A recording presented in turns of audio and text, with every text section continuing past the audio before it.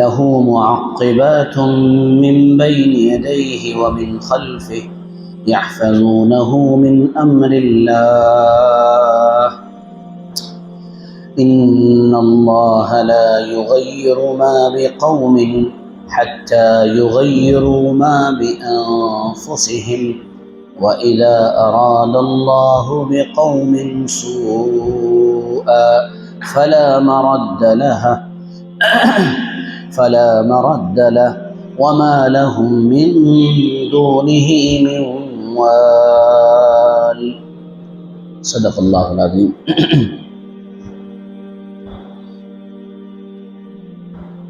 جو آیتیں تلاوت کی گئی ہیں وہ تھوڑا سا ما قبل سے ملا کر پڑھ دی گئی ہیں۔ اصل گفتگو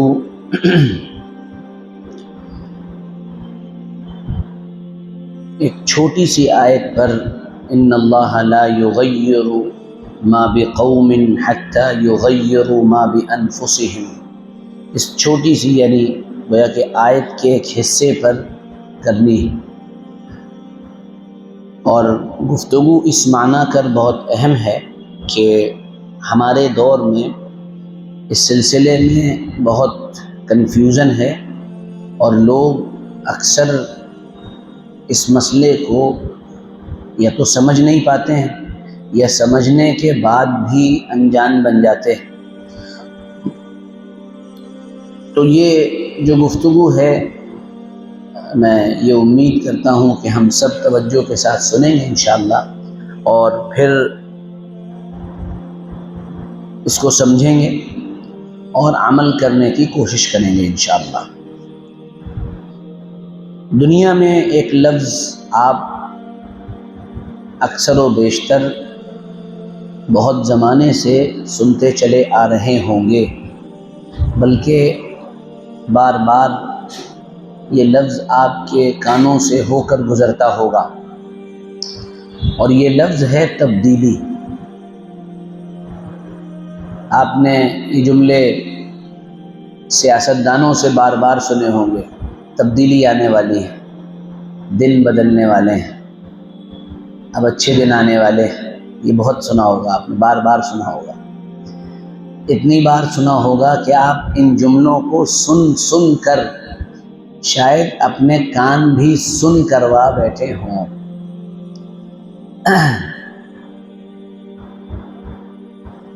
یہ تبدیلی کیا ہے، کیسے ہے، کیا ہونا چاہیے، کیا نہیں ہونا چاہیے، اس پر تو گفتگو انشاءاللہ آگے آئے گی۔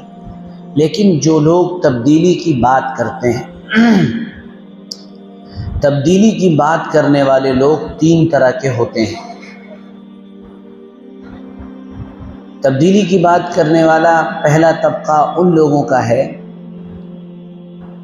جو بالکل مایوس ہے، اور مایوس ہو کر سارے کام چھوڑ کر بیٹھ چکا ہے، اور آپ اس سے بات کریں گے، گفتگو کریں گے تو وہ کہے گا اب کچھ نہیں ہونا ہے بھائی، نہ کوئی تبدیلی آنی ہے، کچھ نہیں، بس خاموش بیٹھ جاؤ، مسجدیں سنبھال لو، مصلی پر بیٹھ جاؤ، سب بھول جاؤ، دنیا میں کیا چل رہا ہے اس کو بھی بھول جاؤ، بس کچھ ہونا نہیں ہے، بس اپنی عبادات کے ذریعے سے اپنے اللہ کو راضی کر لو اور زندگی گزار کر چلے جاؤ۔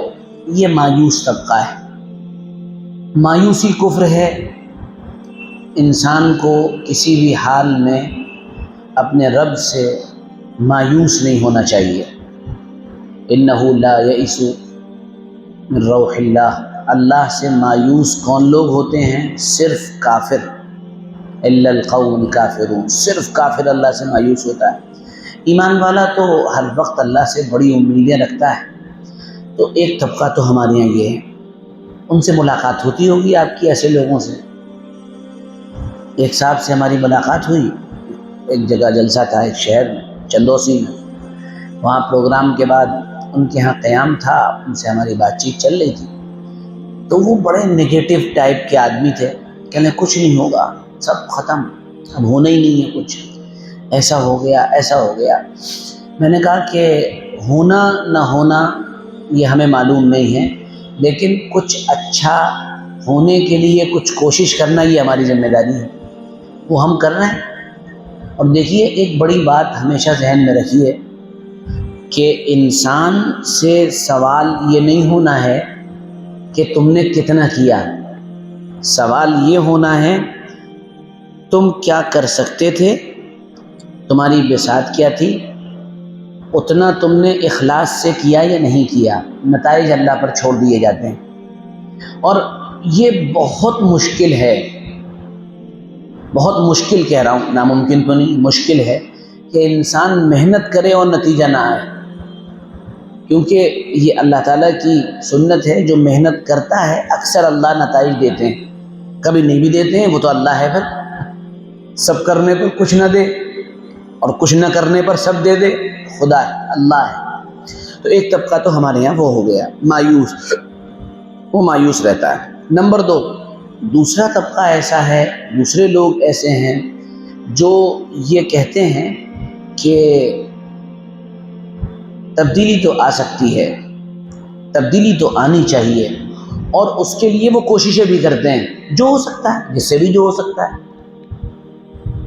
کوئی مکتب میں، کوئی مدرسے میں، کوئی مسجد میں، اور کوئی اپنی سوشل ایکٹیویٹیز کے اندر، کوئی کالجز کو سنبھالے ہوا ہے، کوئی تجارت کو سنبھالے، الگ الگ میدانوں میں کام کر رہے ہیں، اور وہ یہ کہتے ہیں تبدیلی آنی چاہیے اور ہم یہ کر رہے ہیں۔ لیکن جب آپ ان کا دل ٹٹول کر دیکھیں گے تو ان کے دل کے اندر امید سے زیادہ مایوسی ہوگی، کہ کر تو رہے ہیں لیکن ایسا لگتا نہیں ہے کچھ ہوگا۔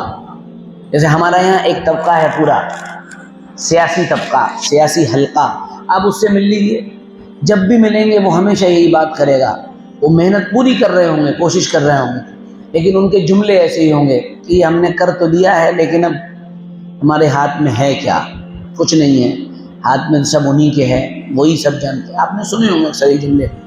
یاد رکھیے ایسے لوگوں کے ذریعے بھی تبدیلی نہیں آ سکتی ہے۔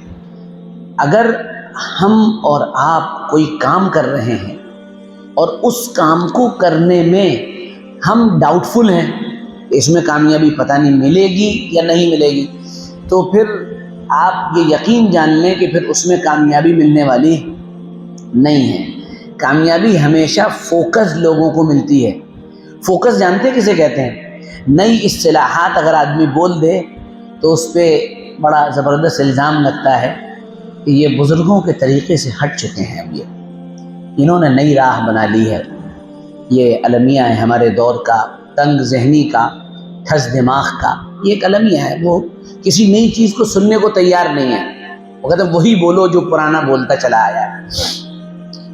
تو یہ فوکس کی مثال دے رہا ہوں۔ محمد رسول اللہ صلی اللہ علیہ وعلی آلہ واصحابہ وسلم، جب آپ کے کام سے تبدیلی آنا شروع ہوئی مکہ مکرمہ میں، تو کفار مکہ آئے اور آ کر حضرت ابو طالب سے کہا اپنے بھتیجے کو روک لو۔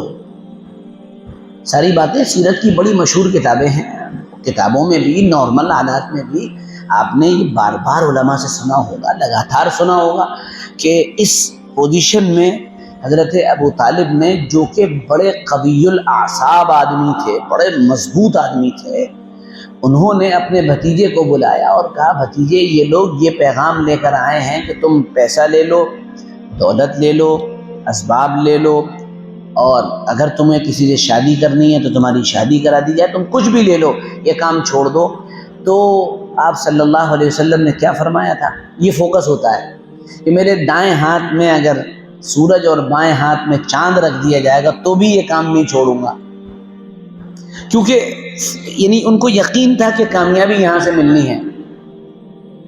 تو اگر ڈٹرمنیشن اتنا نہ ہو اور اتنی آدمی کے اندر صلاحیت نہ ہو، وہ اتنا ڈٹرمائن نہیں کر رہا ہو کہ جو میں کر رہا ہوں تبدیلی اسی سے آنی ہے، تو پھر وہ اس کی محنت پر نتائج نہیں نکلتے ہیں۔ یہ یاد رکھیے گا، ہمیشہ یاد رکھیے گا۔ تو جو آپ کر رہے ہیں نا اس میں نتیجے کی امید رکھیے۔ ہمارے اساتذہ اکرام بیٹھے ہوئے ہیں، ہمارے دوست ہیں، بڑے اچھے دوست، میں شاید تذکرہ بھی کر چکا ہوں یہاں، प्रोफेसर अब्दुल्ला साहब, तो बड़ी हमारी बेतकल्लुफ़ी भी है, बड़ा पुराना साथ भी है हमारा, तो वो IITN है माशाल्लाह, हाफिज़ भी हैं। तो मैंने उनसे एक जुमला कहा था, मैंने कहा जब पढ़ाने जाया करो तो तुम तो मैथ पढ़ाते हो, अप्लाइड मैथमेटिक्स तुम्हारा सब्जेक्ट है, लेकिन पढ़ाने में नियत ये किया करो कि अल्लाह इन लोगों को हिदायत दे दीजिए, इनके दिल के अंदर ईमान उतार दीजिए, इनकी ज़िंदगियों को बदल दीजिए। सामने चाहे सारे के सारे न मानने वाले बैठे हों, तुम्हारी इन नियतों के असरात पढ़कर रहेंगे। नियत के असरात पड़ते हैं। अल्लाह हमें सही नियत अता फरमाए, इखलास नियत अता फरमाए अल्लाह ताला, बदनीयती से और बेनियती से बचाए अल्लाह ताला।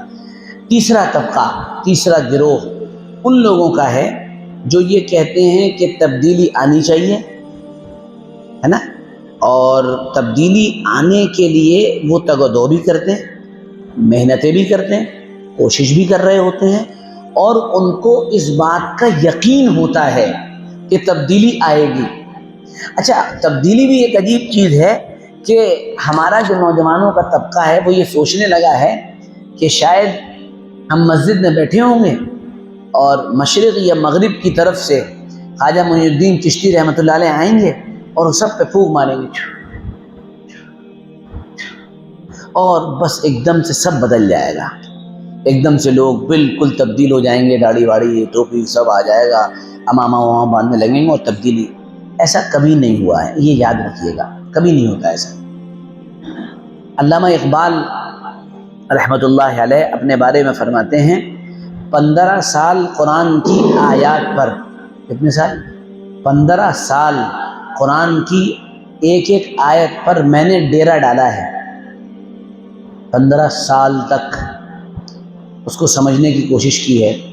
अब नहीं हो पाता है, लेकिन अभी भी बहुत से मज़ामीन तिश्ना हैं, यानी जिनको हल करना अभी बाकी है। अब इकबाल जैसा जहन रखने वाला इंसान वो ये कह रहा है कि मैंने 15 साल कुरान के साथ गुजारे, तो हमें तो 1-1.5 सदी गुजारनी पड़ेगी मेरे ख्याल में, तब जाके शायद मुकम्मल चीज़ें खुल पाएँ।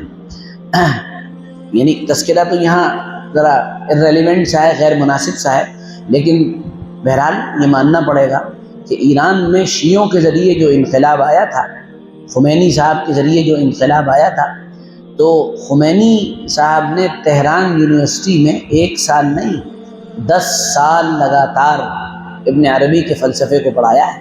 10 साल तक लगातार शागिर्दों की एक टीम और एक जमात तैयार कर दी थी उन्होंने। तो अब बहरहाल आप ये तो नहीं कह सकते कि वो ज़हीन नहीं थे, तब्दीली लाने वाला तो ज़हीनी इंसान होता है। तो ये बड़ी देर के बाद आता है। स्पेन की तारीख़ी तौर पे बता रहा हूँ, स्पेन की यूनिवर्सिटीज़ जो मुसलमानों के अंडर में थी, यानी मुसलमान वहाँ के ज़िम्मेदार थे, वहाँ पर यहूदियों की तालीमात का सिलसिला था और ईसाई भी पढ़ने आते थे। मुसलमानों के साथ स्पेन की तारीख़ में यहूदी मिले रहे हैं, ये अजीब बात है। यहूदी ईसाइयों के ख़िलाफ़ मुसलमानों से मिले हुए थे और मुसलमानों के पते मुसलमानों को खुफिया राज दिया करते थे, ऐसा कर लो, तुम ऐसा कर लो, तुम ऐसा कर लो, बताते थे। तो मुसलमानों ने इनको पढ़ाने के लिए बाकायदा स्पेन यूनिवर्सिटी में जगह दे दी।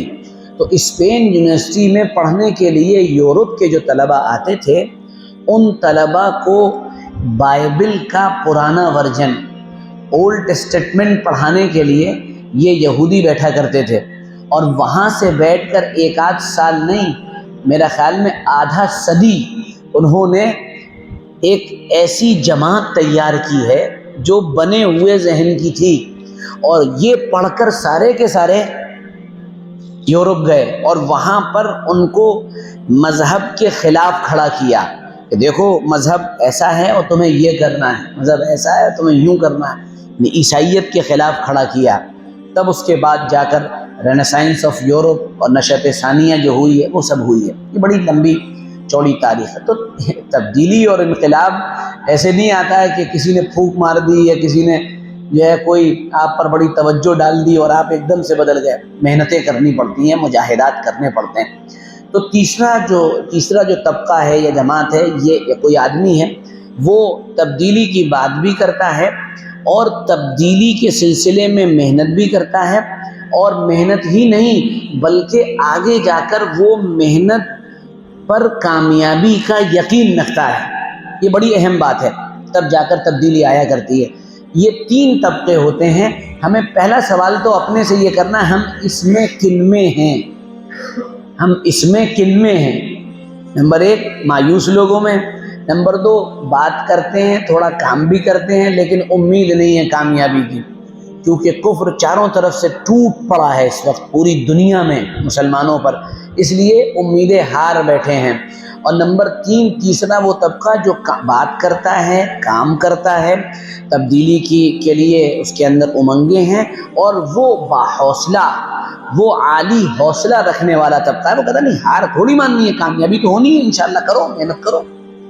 یہ بڑی ضروری بات ہے. یاد رکھیے تبدیلی کے لیے بنیادی طور پر 2 باتیں تو درکار ہیں ہی. نمبر 1 راستہ صحیح ہونا چاہیے، یہ بھی بڑی ضروری بات ہے. راستہ صحیح ہونا چاہیے. مت دیکھنا، مت پوچھنا، بس دیکھنا انہیں غور سے، جنہیں منزلوں پہ خبر ہوئی کہ یہ راستہ کوئی اور تھا. کوئی آدمی اپنی منزل سمجھ کر اسے جانا تھا آگرہ اور وہ کانپور کی طرف چلا گیا، اور وہ کانپور میں جب داخل ہونے والا تھا، وہ کانپور کا پل آنے والا تھا، تب وہ کسی سے یہ سوال کر رہا ہے کہ ابھی اعتماد پور نہیں آیا، ٹونڈلا نہیں نکلا ابھی. یعنی مان لیے اس کا سوال یہ ہے، تو ساتھ والا کہے گا اعتماد پور اور ٹونڈلا اور رام باغ کاہے کی بات کر رہے ہو، کہاں جانا تھا؟ کہنا ہے کہ آگرہ. آگرہ کہاں آئے گا یہاں، یہ کانپور شروع ہونے والا ہے. تو ایسے آدمی کا چہرہ دیکھیے گا. شاعر کہہ رہا ہے مت پوچھنا، بس دیکھنا انہیں غور سے، جنہیں منزلوں پہ خبر ہوئی کہ یہ راستہ کوئی اور تھا. کہاں چلے آئے، یہ کیا ہو گیا؟ یہ بڑی اہم بات ہے. تو ایک تو راستہ پتہ ہونا چاہیے، درست ہونا چاہیے راستہ. نمبر 2 راستے پر چلنے کے اسباب اور سامان بھی ہونے چاہیے، یعنی کن چیزوں کے ذریعے سے اس راستے پہ چلا جائے گا. یہ بہت اہم بات ہے. یہ 2 چیزیں جب جمع ہو جاتی ہیں، اور پھر آپ کا حوصلہ اور ہمت، یہ تو ہے ہی ہے، تو ہر چیز میں ضروری ہے، تب جا کر کامیابی ملا کرتی ہے. امت کے بڑے طبقے کو، یہ میرا ادعا اور دعویٰ نہیں ہے کوئی، نہ میں کوئی بزرگ اور بہت بڑا دانشور ہوں یہ کہنے کے لیے، لیکن یہ میں بتا دوں امت کے بڑے طبقے کو یہ معلوم ہی کوئی نہیں ہے کہ راستہ کیا ہے. راستہ کیا ہے؟ ان کے سامنے ایک تعبیر ہے اللہ اور اس کے رسول صلی اللہ علیہ وسلم کی زندگی، اس پر چل کر کامیابی ہوگی. جب پوچھا جائے کہ اچھا اس کو ان شارٹ بیان کر دو، تو کہیں گے ایمان اور عمل صالح سے کامیابی ہوگی. لیکن میری سب سے بڑی عاجزانہ درخواست ہے، اگر یہ میری بات علماء تک پہنچ جائے، میں طالب علم ہوں، میری ایک درخواست ہے کہ علماء ایمان کو تو جانتے ہی ہیں، یہ تو نارمل کامن چیز ہے بالکل، لیکن اگر آپ عالم ہیں تو عمل صالح کی ڈیفینیشن ذرا 50 تفسیروں سے رجوع کر کے نکالیے گا. عمل صالح کیا ہے؟ نیک عمل کسے کہتے ہیں؟ جب یہ پتہ چلے گا تبھی تو پتہ چلے گا ہم عمل صالح کرنا ہے نہیں کرنا ہے. کیونکہ عمل صالح کی ڈیفینیشن اس لیے ضروری ہے کہ کبھی کبھی آپ کوئی کام کر رہے ہوتے ہیں اور وہ کام عمل صالح سمجھ کے کر رہے ہوتے ہیں، اور وہ حقیقت میں عمل غیر صالح ہوتا ہے،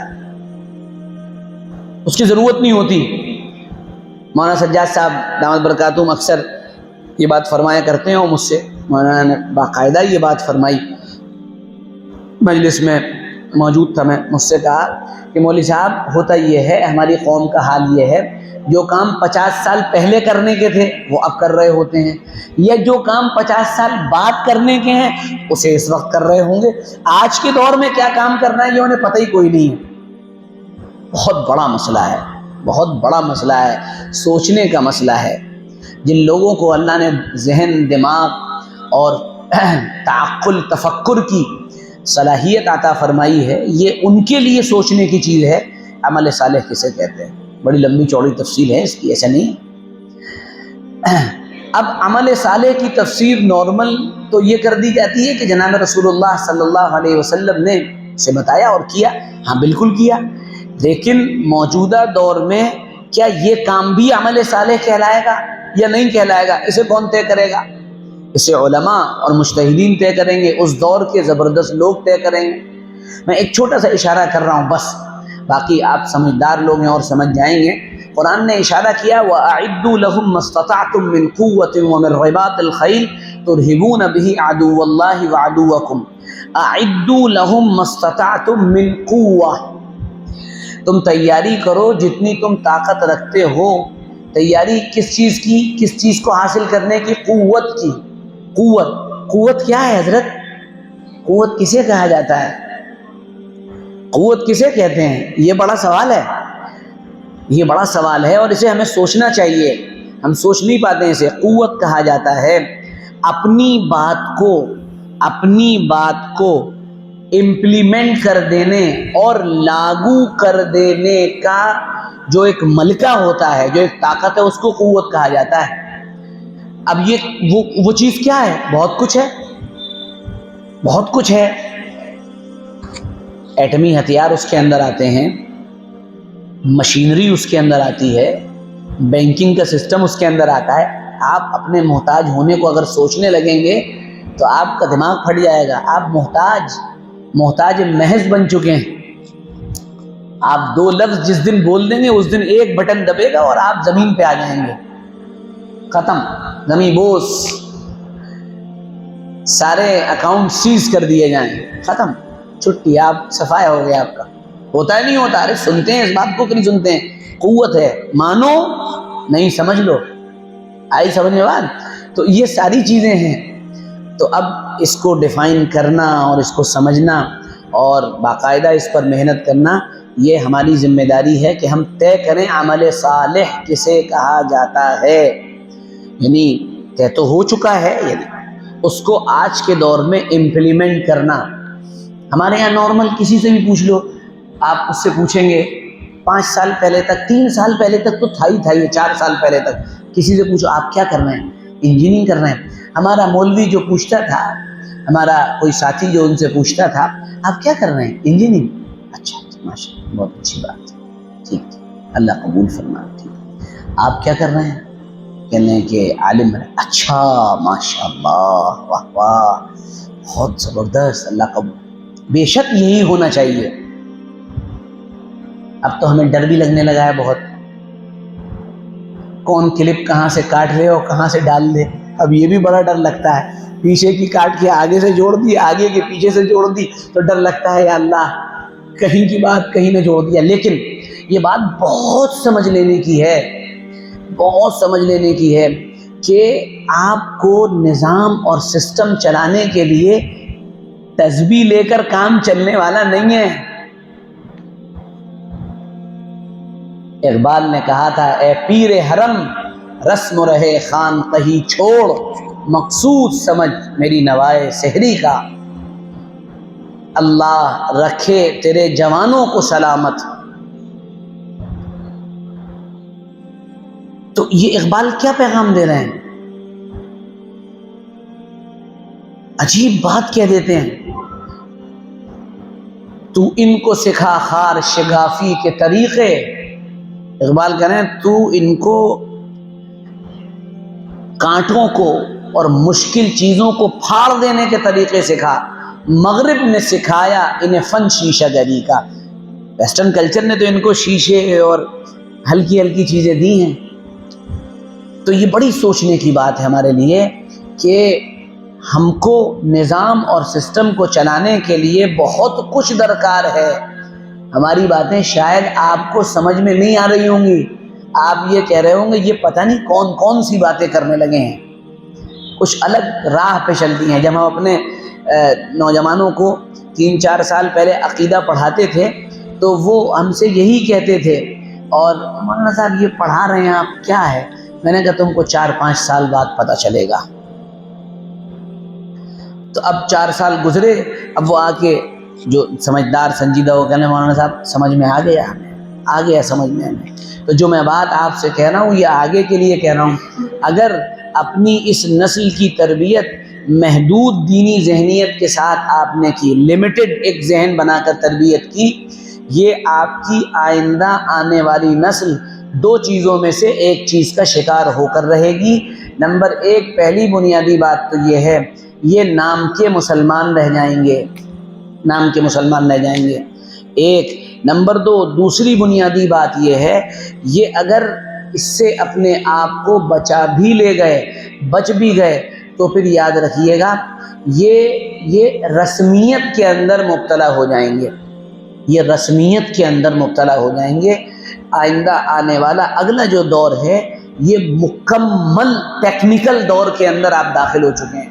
نوال حریری کی کتاب ہے 21 لائن فار 21st سینچری، دنیا کی بیسٹ سیلر بک بنی ہے اور بہت پڑھی گئی ہے وہ کتاب۔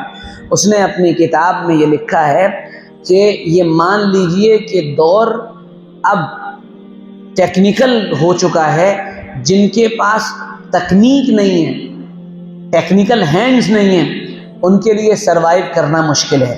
اب مصیبت یہ ہو گئی ہے کہ ہم اگر اس کو کسی کے سامنے بیان کریں تو وہ یہ کہتا ہے کہ یہ آپ کیسی باتیں بیان کر رہے ہیں، تقویٰ و طہارت اور پاکیزگی کے ساتھ اتباع سنت کے ساتھ زندگی گزر جائے گی۔ میں اس کا کب انکار کر رہا ہوں کہ نہیں گزرے گی، لیکن وہ زندگی جو ایک نظام بنانے کے لیے ہے، جو ایک سسٹم کو ڈیولپ کرنے کے لیے ہے، وہ شاید اس سے حاصل نہیں ہو سکتی ہے۔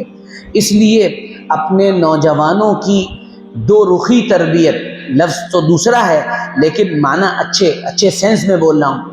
ایک تو مکمل اسلامی عقائد میں ڈبو کر نکالنا، صبغۃ اللہ ومن احسن من اللہ صبغہ، اللہ کے رنگ میں رنگ دینا، اللہ کے رنگ میں رنگ دینا۔ اب یہ بھی ایک سوال ہے کہ رنگے کیسے جائیں گے؟ مکمل کوئی چیز ایک رنگ میں رنگی ہوئی ہو تو کہا جاتا ہے بھائی بڑی اچھی لگ رہی ہے، چونکہ زمانہ ہی سترنگی ہے تو اس لیے اب کلر بھی دیواروں پر سترنگی ہی پسند کیے جاتے ہیں۔ آپ نے 10 سال پہلے کبھی دیکھا تھا کہ پوری مسجد سفید ہے سفید ہے؟ طبیعتوں میں تلون، مزاج کے اندر تلون پیدا ہو گیا، تو اس لیے دیواروں میں بھی تلون آ گیا، وہ مزاج درشاتا ہے، نظر آتا ہے۔ تو بہت ضرورت ہے، میں آپ کو بتا رہا ہوں بے انتہا ضرورت ہے ٹیکنیکل ہینڈ بنانے کے لیے۔ اور اس کی بڑی جیتی جاگتی مثال وہ ہے جس کو آپ سمجھ سکتے ہیں، جس کو میں یہاں پر ڈسکس کرنا نہیں چاہوں گا۔ جن لوگوں نے اللہ کے حکم سے بڑی کامیابی گزشتہ سال حاصل کی ہے، ان لوگوں نے اپنے اسی دور میں، جس دور میں وہ محنتیں کر رہے تھے، اپنے 4-5 ہزار لوگوں کو باہر ملکوں میں بھیج کر دنیا کی اعلیٰ یونیورسٹی سے انجینئرنگ کی مختلف برانچز کے اندر ان کو زبردست مہارتیں دلوائیں اور پھر ان لوگوں کو واپس بلوایا تاکہ سسٹم اور نظام ڈیولپ کیا جا سکے۔ اور بڑی ضرورت ہے، ہمیں بہت ضرورت ہے، ہر سمت محنت کی ضرورت ہے۔ علماء کی الگ ضرورت ہے، حفاظ کی الگ ضرورت ہے، قاری جو ہیں ان کی الگ ضرورت ہے، لکھنے والوں کی الگ ضرورت ہے، صحافیوں کی الگ ضرورت ہے، اسپیکرز کی الگ ضرورت ہے، ڈیولپرز کی الگ ضرورت ہے، ہر چیز کی ضرورت ہے۔ یہ سب ضرورت اپنی جگہ، لیکن یہ سب رنگے ایک رنگ میں ہونے چاہیے، رنگ ایک چڑھا ہونا چاہیے۔ وہ رنگ کیا ہے؟ اللہ کا رنگ ان کے اوپر چڑھا ہونا چاہیے، محمد الرسول اللہ صلی اللہ علیہ وسلم کی مبارک زندگی کا رنگ ان کے اوپر چڑھا ہونا چاہیے۔ یہ ہے دراصل اس دور کا بڑا مطالبہ، عبدیت ان کے اندر ہونی چاہیے۔ یہ ایک پورا ٹاپک ہے اور المیہ یہ ہے کہ اس کو کیسے 1 گھنٹے کے اندر سمیٹا جائے، یہ بھی بڑا مشکل ہوتا ہے، اس لیے میں نے اشارات کر دیے۔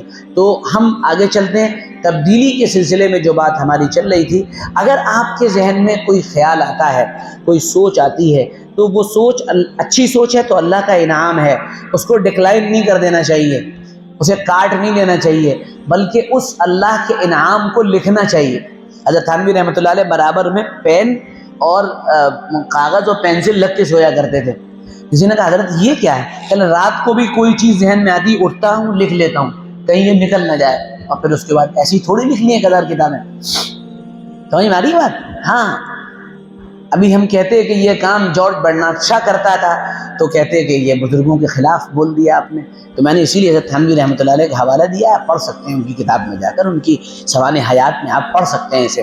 تو جو بھی خیال آئے کہ ہم یہ کر سکتے ہیں، آپ اسے لکھ لیجئے، ڈائری ضرور بنائیے، لکھ لیجئے، نہیں یہ ہو سکتا ہے، یہ ہو سکتا ہے، یہ کیا جا سکتا ہے، اسے لکھیے اور پھر اس پر ڈسکس کریے، اس پر بات چیت کریے اپنے حلقے میں، اپنے علماء سے، اچھے لوگوں سے، دانشوران سے کہ یہ میرے ذہن میں خیال آیا کہ یہ صحیح رہے گا یا نہیں رہے گا، اس کے اندر اصلاح ہو سکتی ہے نہیں ہو سکتی، یہ باتیں کرنی چاہیے.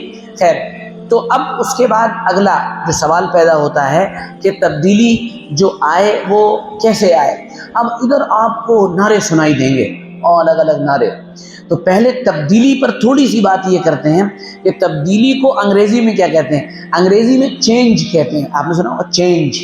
بھائی چینجز ہونے چاہیے، سسٹم میں چینجز ہونے چاہیے، اور نظام میں چینج ہونا چاہیے، فلانے میں چینج ہونا چاہیے. اس میں آپ نے سنا ہوگا حتیٰ کہ یہ لفظ مغربی دنیا کے اندر، ویسٹرن دنیا کے اندر اب یہ ایک سبجیکٹ بن گیا، ایک موضوع بن گیا. اس پہ بڑا کام ہو رہا ہے. چینج چینج چینج، تبدیلی تبدیلی.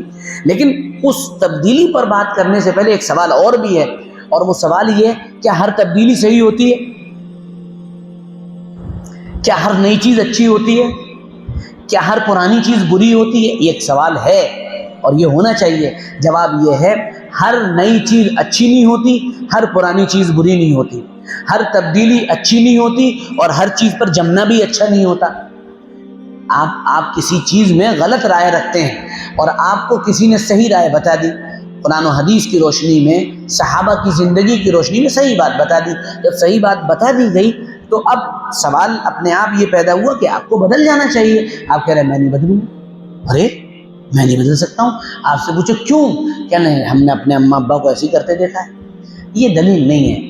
اولو کان آباؤہم لا یعقلون شیئا ولا یہتدون. چاہے تمہارے باپ دادا کو عقل بھی نہ ہو، چاہے ان کو سمجھ بوجھ بھی نہ ہو، اور وہ صحیح راستے پر ہو، تب بھی پیروی کرو گے. یہ تو نادانی کی باتیں ہیں نا، غفلت کی باتیں. زندہ دل، بیدار مغز جو آدمی ہوتا ہے نا، وہ فوراً قبول کرتا ہے. امام مالک رحمۃ اللہ علیہ اور امام ابو حنیفہ رحمۃ اللہ علیہ اور جتنے ائمہ آپ کو ملیں گے، ان کے شاگردوں نے اختلاف کیا. حضرت ہم کو آپ کی اس بات سے اختلاف ہے، دلیل دو. دے دی، ٹھیک ہے، ہم پیچھے ہٹ جاتے ہیں، تمہاری بات صحیح ہے. تو یہاں لڑائی ہٹ کی نہیں ہے، انا کی نہیں ہے، میں کی نہیں ہے. نہیں صاحب میں کیسے بدلوں؟ نہیں، یہاں لڑائی دلیل کی ہے. دلیل مضبوط ہے، چھوڑ دو. نہیں ہم نے تو یوں سنا نہ، دلیل پہ بات کرو. اگر آگے سمجھ بات، تو ہر تبدیلی اچھی نہیں اور ہر پرانی بات پہ جمنا بھی اچھا نہیں. دونوں چیزیں ہیں. جیسے ہر اختلاف برا نہیں، جیسے ہر اختلاف برا نہیں ہوتا، ہمارے اختلاف کرنے کو برا سمجھتے ہیں. ہر اختلاف برا نہیں اور ہر اتحاد اچھا نہیں. آپ نے کفر و شرک کے ساتھ اتحاد کر لیا، اب کہیں نہیں اتحاد بڑی اچھی چیز، بہت اچھی چیز ہے، اتحاد ہونا چاہیے. یہ اتحاد اچھا نہیں. ہر اختلاف برا نہیں. آپ نے کسی کی غلط رائے سے اختلاف کر لیا، یہ برا نہیں. حضرت تھانوی رحمۃ اللہ نے صاف لکھا ہے، وضاحت کے ساتھ لکھا ہے اس بات کو. خیر بہرحال اب تھوڑا سا آگے چلتے ہیں. اب ایک اور سوال پیدا ہوتا ہے کہ تبدیلی کیسے آئے گی. یہ بڑا سوال ہے. چینج پیدا ہوگا تو کیسے ہوگا، یہ بڑا سوال. ارے ہے کہ نہیں ہے؟ دیکھیے آپ کے ذہنوں میں جتنے سوالات اٹھے یا اٹھ رہے ہوں گے، میں ہر سوال کو اٹھا کے جواب دینے کی کوشش کروں گا. اور وہ سوال اس لیے اٹھنا چاہیے کہ انسان جب تک ان دل میں دبے ہوئے سوالات کو حل نہیں کرے گا، خلش باقی رہ جائے گی، کانٹا باقی رہ جائے گا. یہ سوال نہیں حل ہوا ابھی، اور آگے سوالات اسی لیے چلتے رہنا چاہیے. تو تبدیلی کیسے آئے؟ اب یہ ایک پوری لائن ہے، یہاں سے یہاں تک ایک لائن لگی ہوئی ہے. کیا لائن لگی ہوئی ہے؟ کسی نے کہا تعلیم سے تبدیلی آ جائے گی، آتی ہے. کسی نے کہا کہ تعلیم ہو اور ٹیکنیکل تعلیم ہو، اس سے تبدیلی آ جائے گی. سبحان اللہ.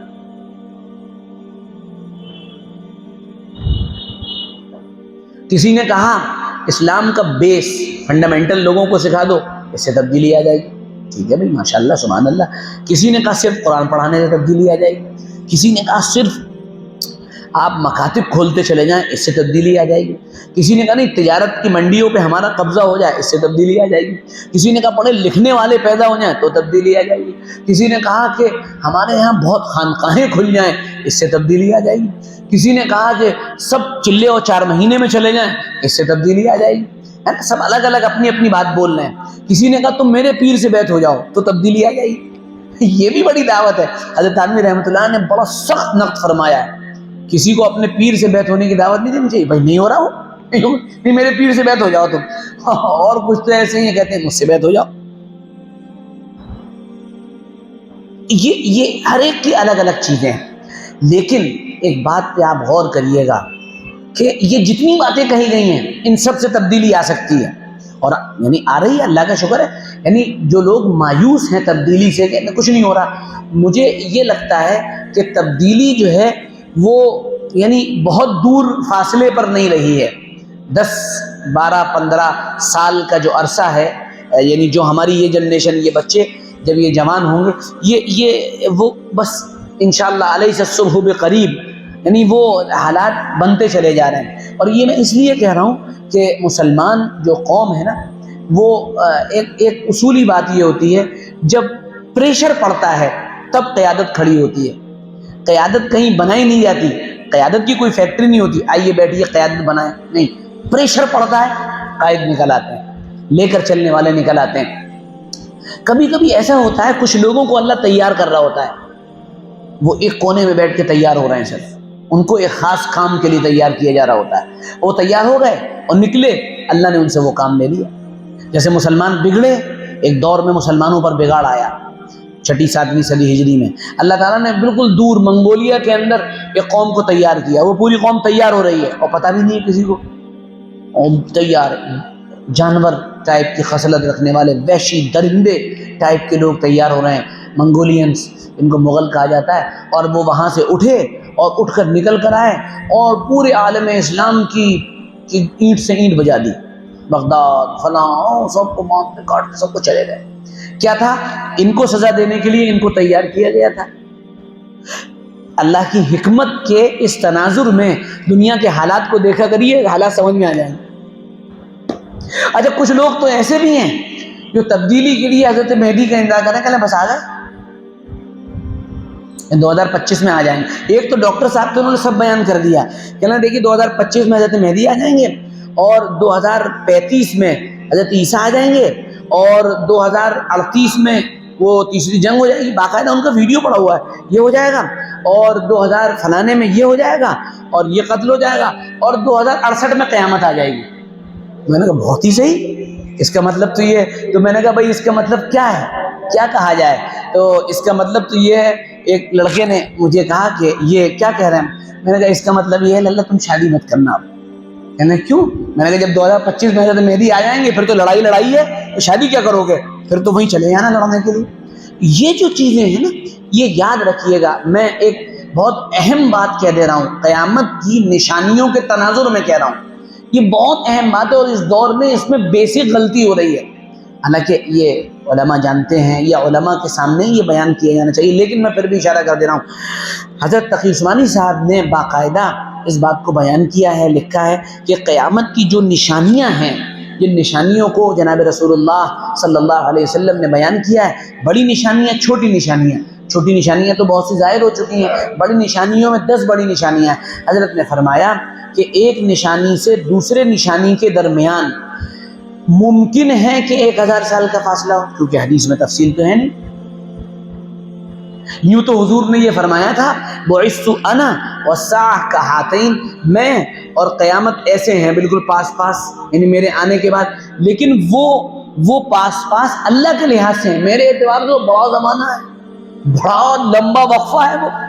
بھائی ہمارے 70 سال بھی بہت ہوتے ہیں، 70 سال میں ایک آدمی اچھی زندگی، ایک کامیاب زندگی گزار جاتا ہے۔ 63 سال ایک نارمل عمر ہے آدمی کی، جس میں سب کچھ کر سکتا ہے آدمی، ٹھیک ہے؟ تو یہ بڑی سوچنے کی بات ہے، خاص کر ہمارے وہ بزرگان دین، وہ علماء جو اس سلسلے میں کام کر رہے ہیں، علامات قیامت کے سلسلے میں، ان کو ہمارے بزرگ اور محقق علماء نے متنبہ کیا ہے کہ بھائی دیکھو، اس سلسلے میں زیادہ سختی سے کام لینے کی ضرورت نہیں کہ بس یہ ہو گیا تو اب یہ ہو جائے گا۔ ہاں، یہ بالکل صحیح بات ہے کہ حالات کا رخ بڑا عجیب و غریب ہے اس وقت۔ ایک یعنی مجھے بڑی حیرت ہوئی، ایک ہمارے بڑے عزیز ملنے والے ہیں، وہ یہاں کے حالات سے کچھ پریشان ہیں، انہوں نے ترکی ہجرت کرنے کا ارادہ کیا کہ میں ترکی چلا جاؤں گا بھائی، اور اللہ نے انہیں بڑا نوازا بھی ہے، تو وہ ترکی کی 2-4 چکر بھی مارا ہے، دیکھ لو ذرا حساب کتاب صحیح آ رہا ہے نہیں آ رہا، زمین لے لو۔ تو وہ جب زمین لینے کا ارادہ کیا انہوں نے، تو وہ ایک بہت بڑے عالم کے پاس پہنچے، مجھے نہیں معلوم ان عالم نے یہ بات کہی، لیکن انہوں نے مجھ سے انہی کے حوالے سے نقل کی۔ تو انہوں نے کہا کہ حضرت میرا ارادہ یہ ہو رہا ہے کہ یہاں کے حالات تو اچھے نہیں ہیں، تو میں یہ سوچتا ہوں کہ میں ترکی چلا جاؤں۔ اور وہیں رہوں، وہاں پر حساب کتاب صحیح آ رہا ہے، اپنا بزنس وہیں پر ہو جائے گا، وہیں رہیں گے۔ تو ان عالم صاحب نے کہا ترکی جا رہے، کیوں جا رہے ہو، کیا حالات، کہنے قیامت سے پہلے تو ترکی کا بھی زوال ہونا ہے، اس لیے مت جاؤ۔ اور وہ بہت بڑے عالم ہیں، یہ ہمیں کیسے معلوم ہو سکتا ہے کہ ترکی کا زوال، وہ والا زوال اب ہو رہا ہے؟ یہ بڑا مسئلہ ہے۔ یاجوج ماجوج کو کچھ نے کہہ دیا، آ گئے بڑے محقق علماء نے کہہ دیا کہ یاجوج ماجوج یہ یورپین قومیں ہیں جو آ گئی ہیں۔ بڑے مغالطے ہوتے ہیں، ان مغالطوں سے اللہ ہماری آپ کی حفاظت فرمائے، ہے نا۔ تو یہ بڑی سمجھنے کی بات ہے، ہم اس کو بہت ہی سمجھتے ہوئے چلیں۔ تو جو بات ہماری اور آپ کی چل رہی تھی وہ یہ تھی کہ تبدیلی کے سلسلے میں ہر ایک نے اپنی بات کہی ہے، لیکن ہمارے اور آپ کے سمجھنے کے لیے یہ ضروری ہے کہ تبدیلی کے اس بنیادی نقطے پر ہم پہنچ جائیں جہاں سے تبدیلی شروع ہونی ہے، جہاں سے پیچ کسا جانا ہے۔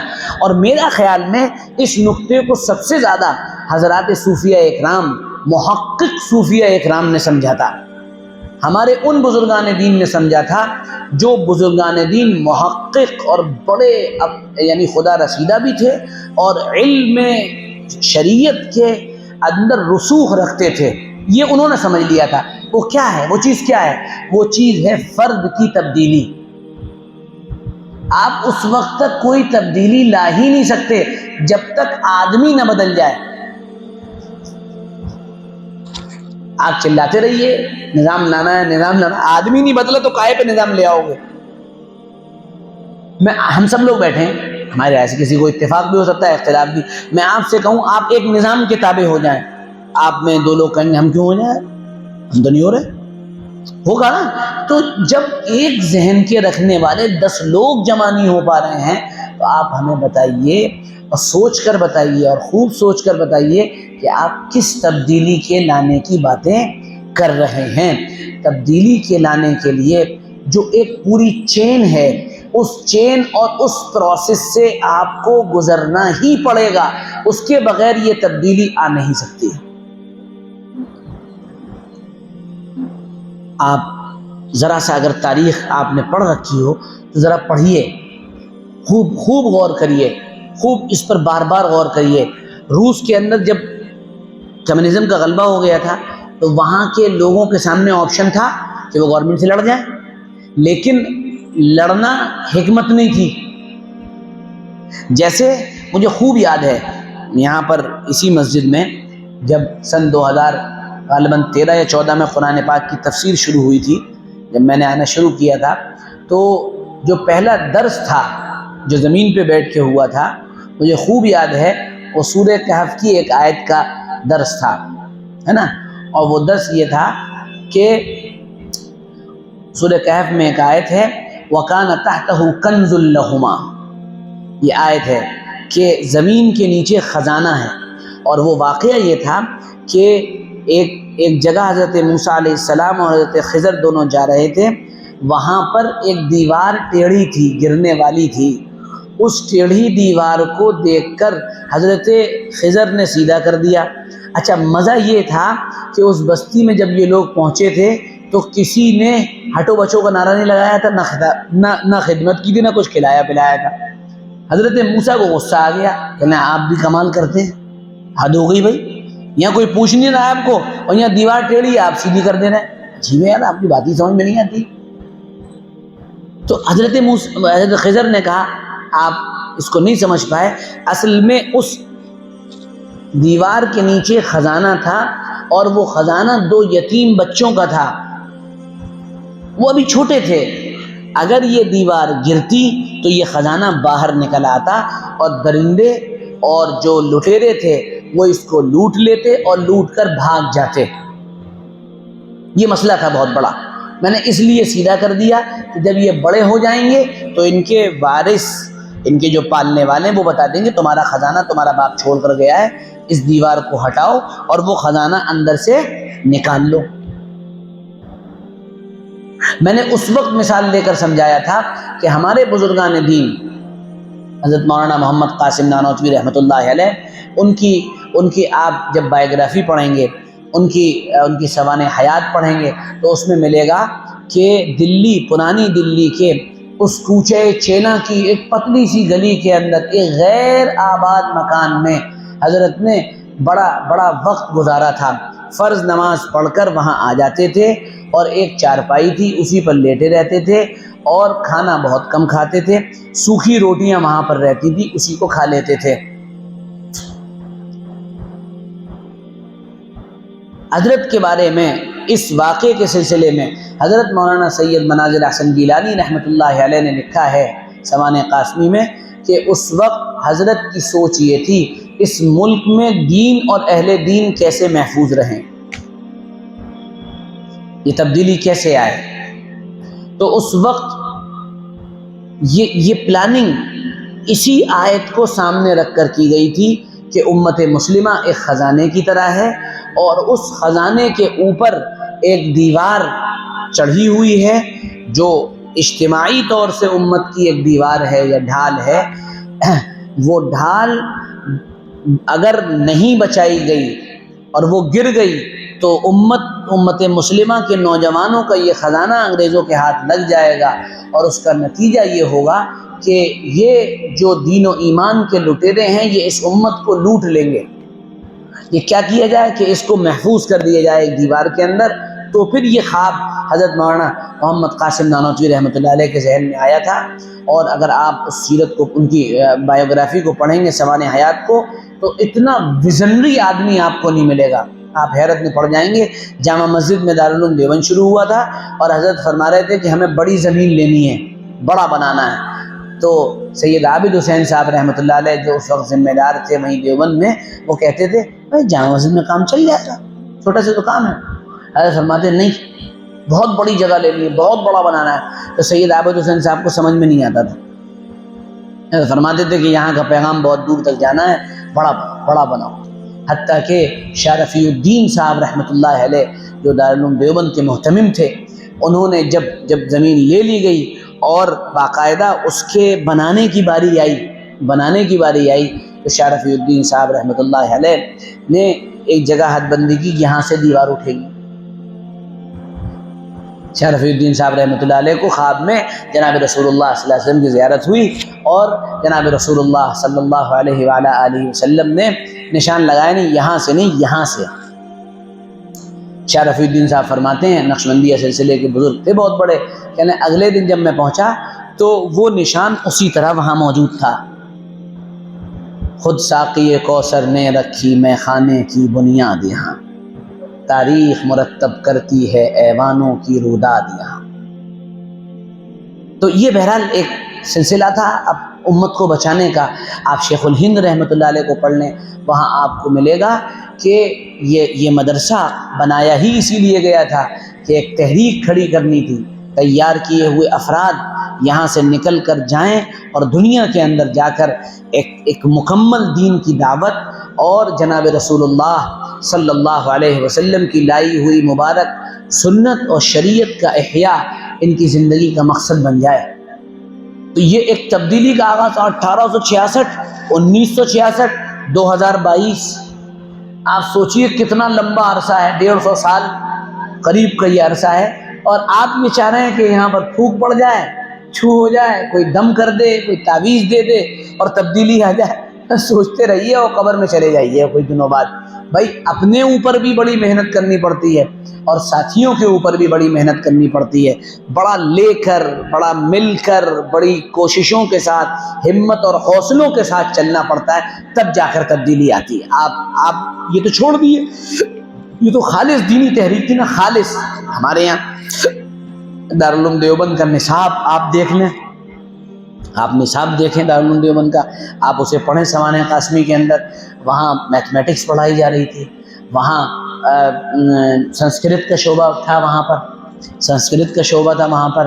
حضرت نانوتوی رحمۃ اللہ علیہ حج کرنے کے لیے تشریف لے گئے، جہاز میں انگریز سے ملاقات ہوئی، اس نے سوالات کیے، حضرت نے اس کو جواب دیے، بیچ میں میڈیٹر تھا، وہ ترجمہ نہیں کر پایا صحیح، حضرت سمجھ گئے کہ یہ ترجمہ نہیں کر پا رہا ہے، میری بات نہیں پہنچا پا رہا ہے، میرا میسج نہیں کنوے کروا پا رہا ہے۔ حضرت نے ارشاد فرمایا کہ آج احساس ہوا کہ ہمارے مدرسے میں انگریزی زبان کا بھی شعبہ ہونا چاہیے۔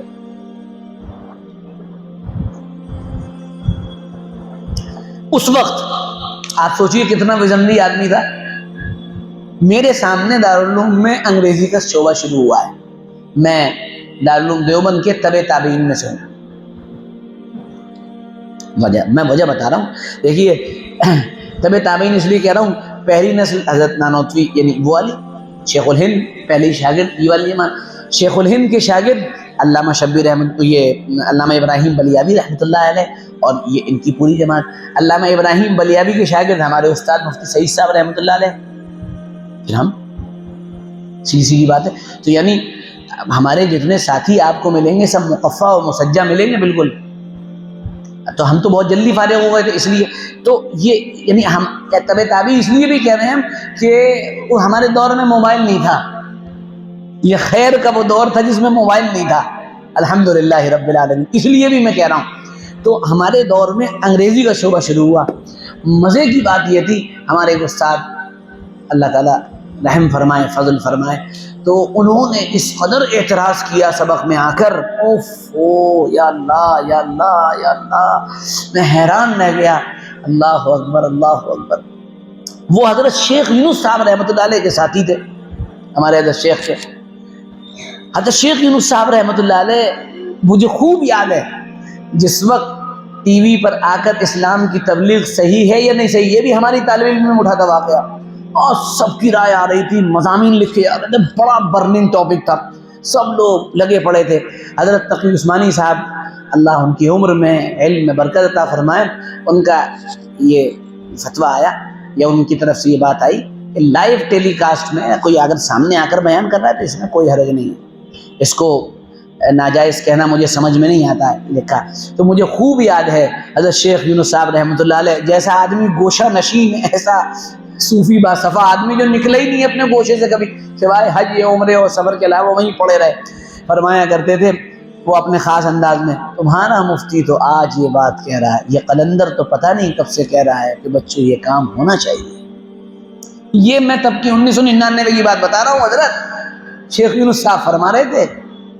اچھا وہ اس وقت فرما دیا, وہ فرمانا لوگوں کے سامنے نہیں آ پایا, نہیں تو شیخ یونس صاحب بھی ناپ دیے جاتے. بڑا مسئلہ ہے, بڑا مسئلہ ہے. اور اقبال نے دو شعروں میں اس کو حل کر دیا ہے. طرز کہن پہ اڑنا, آئین نو سے ڈرنا. پرانے طرز پہ جمے رہنا نہیں, سب چھوڑیں گے نہیں, بالکل ہٹ جاؤ, ہٹو بچو بالکل. آئین نو سے ڈرنا, کوئی بھی نیا قانون آ رہا نہیں, اس کو مطلب ہے نا. منزل یہی بڑی ہے قوموں کی زندگی میں, کہ نا یہاں پر اگر فیصلہ نہیں ہوتا ہے تو پھر قومیں وہاں پر سے ٹوئسٹ ہو جاتی ہیں, پھسل جاتی ہیں. یہ کاروان ہستی ہے تیز گام ایسا, وہ کہہ رہے ہیں یہ دنیا بہت تیزی کے ساتھ آگے جا رہی ہے, قومیں کچل گئی ہیں اس کی روا روی میں, اگر نہیں آئے تو ختم, نکل جائے گی. بھائی 150 کی اسپیڈ سے 140 کی اسپیڈ سے راجدھانی آ رہی ہے آپ کے سامنے, آپ اس کے سامنے کھڑے ہو جاؤ گے کہ نہیں میں کھڑے ہو کے روک لوں گا, ختم, ہٹ جاؤ. آپ کو اسے پکڑنا ہے تو اس اسٹیشن پہ پہنچنا پڑے گا اور ٹکٹ کروانا پڑے گا اور پھر بیٹھنا پڑے گا, تب آپ اس رفتار سے چل پائیں گے. ہاں وہاں جا کے اپنا ماحول بنانا سب کچھ کرنا یہ آپ کی ذمہ داری ہوتی ہے. تو یہ بہت بڑا مسئلہ ہے کہ تبدیلی کی جو شروعات ہمارے بزرگان دین جہاں سے چاہتے ہیں, وہ تبدیلی کی شروعات پہلا قدم خود انسان کی اپنی ذات ہے اور اپنا نفس ہے. یہاں سے تبدیلی شروع ہوتی ہے. اگر یہاں پر قدم نہ رکھا گیا تو پھر اگلے قدم آپ رکھ نہیں سکتے ہیں. بڑا لمبا یہ ٹاپک ہے, اور میں نے ہمارے طلباء کچھ جملہ میں تھے, ان سے انہوں نے اس طرح کے سوالات کیے تھے, میں نے انہیں کوئی 1.25 گھنٹے کے اندر یہ پورا پروسیس سمجھایا تھا کہ تبدیلی کیسے. انشاءاللہ آپ کے اٹاوہ شریف میں بھی آئیں گے سمجھانے کے لیے, کوئی موقع اگلے مہینے میں ملا تو انشاءاللہ یہاں بھی آئیں گے تاکہ بات سمجھ میں آ جائے. تو یہ جو تبدیلی اور قرآن پاک, اس میں جو ایک آیت تھی, میں نے اسی آیت کی تفسیر بیان کی ہے, آیت نہ پڑھی ہو لیکن آیت, ان اللہ لا یغیر ما بقوم, اللہ اس قوم کو نہیں بدلتا ہے حتی یغیروا ما بانفسہم, یہاں تک کہ وہ خود کو نہیں بدل لیتے ہیں. یہ قوم کا بھی پورا معاملہ ہے اور ایک فرد کا بھی معاملہ, ایک آدمی کا بھی معاملہ ہے. یہ سوشل معاملہ بھی ہے, انڈیویجول معاملہ بھی ہے. جب تک میں خود کو نہیں بدلوں گا تبدیلی کہیں سے نہیں آئے گی. کتنے بھی بڑے بزرگ کے پاس آپ چلے جائیں بیٹھ جائیں، اس نے کہا معمولات پورے کریں، 3 تسبیحات پوری کریں، تلاوت کریں، وہ تو کر نہیں رہے۔ اور اس کی مثال شاید گزشتہ ہفتے ہم نے دی تھی، گزشتہ مہینے، بہت بڑھیا مثال ہے، اس کو دے کر ہم بات پوری کریں گے۔ وہ بات یہ ہے کہ ایک صاحب جی تھے، وہ ایک بزرگ کے پاس پہنچے، کہنے حضرت دعا فرما دیجیے۔ کہا کیا دعا کریں؟ کہنے حضرت بیٹا ہو جائے، انشاءاللہ دعا کریں گے۔ پھر آئے، 15-20 دن گزرنے کے بعد حضرت دعا فرما دیجیے بیٹا ہو جائے۔ ہاں ہوا نہیں، کوئی شروعات نہیں۔ پھر آئے 3 مہینے کے بعد، حضرت دعا فرما دیجیے بیٹا ہو جائے۔ بہت اچھی بات ہے دعا۔ بھئی ایسا کرو تم اپنی بیوی کو لے کر آنا، ہم دونوں کو تعویذ دیں گے انشاءاللہ، تو اس تعویذ کا بڑا نفع ہوگا۔ کہنے بیوی؟ کہنے حضرت شادی بھی ہوئی ہے اصل میں میری ابھی۔ تو جو ابتدا اور جو شروعات ہے اگر وہی نہیں کریں گے ہم تو پھر تبدیلی کہاں سے آئے گی، چینجنگ کہاں سے؟ تو یہ تبدیلی اپنے اندر کرنی پڑے گی۔ تبدیلی کی بنیاد اپنی ہے، اور اس میں اپنے آپ کو اللہ سے جوڑنا یہ بنیاد ہے۔ اللہ سے جوڑنے کے لیے آپ کا روزمرہ کا معمول تلاوت کا، ذکر کا، دعا کا یہ ہونا ہی چاہیے، طے شدہ ہے، ہونا ہی چاہیے۔ اس کے بغیر آدمی آگے نہیں بڑھتا ہے، مرد ہوں کہ عورتیں آگے نہیں جا سکتی ہیں۔ اسی طرح معاملات صاف ہونے چاہیے۔ کبھی ہم نے تو بڑا دیکھا ہے زندگی کے بڑے وہ ہندی زبان میں کٹو سکتے ہیں، یہ بڑی سخت بات ہے کہ ہم نے یہ دیکھا کہ بڑے صاحب تسبیحات اور بڑے قبے جبے بھی ہیں اور بڑے صاحب تسبیحات بھی چل رہی ہیں ساتھ میں، لوگوں کا حق مارے بیٹھے، لوگوں کا حق دبا دیا ہے، پیسہ دبا لیا ہے، اور صاحب بڑے صاحب قربانیاں بھی دے رہے ہیں، لاکھوں کا قرضہ ہے۔ کسی نے کہا بھائی میرا قرضہ لوٹا دو، کہنا بھائی ہم سے کم سے قرضہ مانگ رہے ہو؟ کہنا بھائی قرضہ تو آپ کے اوپر ہے، دے دو، ہم سے بھی کوئی لے لے گا قرضہ، لے کے دکھائے۔ یہ حالات ہیں ہمارے۔ تو یہ بھیا ایسا مت بننا کہ تسبیح وسبیح سب شروع کر دی، ساری معاملات شروع کر دیے، لیکن ہم اپنے معاملات کو سدھارنے، معاملات بھی صاف ہونے چاہیے، کلیئرٹی ہونی چاہیے، صاف ستھرے معاملات بھی ہونے چاہیے، لوگوں سے اپنے تعلقات اچھے صاف ہونے چاہیے۔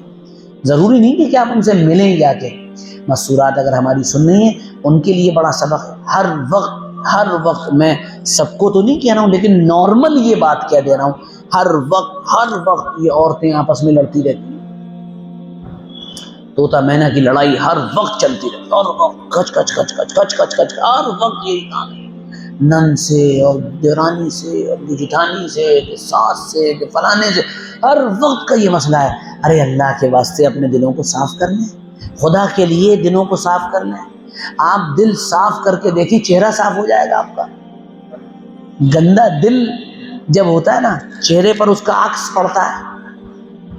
ہزاروں روپے کے کاسمیٹک جو ہے پر آپ پیسے خرچ کر رہے ہیں اور اس کے باوجود کچھ نہیں آ رہا ہے۔ یاد رکھیے، میں بات تو بڑی بول دے رہا ہوں لیکن ہے بھی بڑی عجیب سی۔ جیسی دنیا میں رہنا چاہتے ہیں وہ دنیا آپ کو خود بنانی پڑے گی۔ جیسی دنیا میں آپ رہنا چاہتے ہیں، جیسے ماحول میں، وہ ماحول خود بنانا پڑے گا آپ کو، وہ کوئی بنا کے نہیں دے گا آپ کو۔ اچھے ماحول بنائیے اور اپنے یہاں پڑھنے پڑھانے کا معمول بنائیے، تلاوت کا معمول بنائیے، مطالعے کا معمول بنائیے، اللہ سے جڑنے کا معمول بنائیے، اچھی مجلسوں میں جانے کا معمول بنائیے۔ جمعے کے بیانات میں پڑوس کے گھروں میں مسورات کے جمع ہونے کا ایک نظام قائم کریے۔ آپ ہر جگہ بیان سن لیتے ہیں، وہ نہیں سن پاتے، یہ کام کریں گے اور لگاتار اس پہ کام ہوگا۔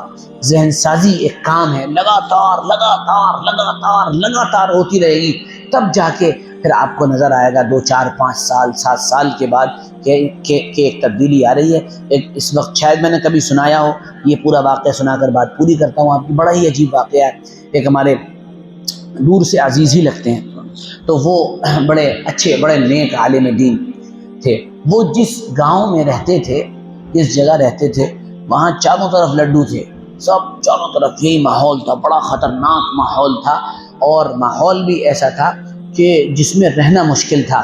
تو انہوں نے کہا کہ اللہ کیا کام کیا جائے، کیسے کام کریں، یہ تو کام ہی نہیں کرنے دے رہے ہیں۔ تو انہوں نے اپنے گھر پہ اوپر رہائش بنائی، نیچے مدرسہ بنایا،